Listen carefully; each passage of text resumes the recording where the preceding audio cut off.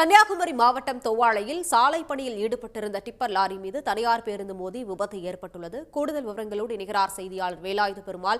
வேலாயுத பெருமாள், வணக்கம். விபத்து எப்படி நிகழ்ந்தது? விவரங்கள். கண்டிப்பாக. அதாவது குமரி மாவட்டம் நாகர்கோவில் நெல்லை தேசிய நெடுஞ்சாலையில் தோவாளை முத்துநகர் பகுதியில் சாலை பராமரிப்பு பணிகள் நடைபெற்று வருகிறது. இதற்காக ஜல்லிப்பாரங்கள் ஏற்றிக்கொண்டு டிம்போ ஒன்று வந்தது.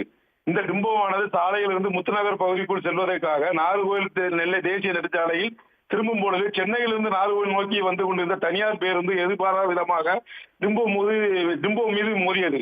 இந்த விபத்தில் டிம்போ சாலை தலைகீழாக கவிழ்ந்தது.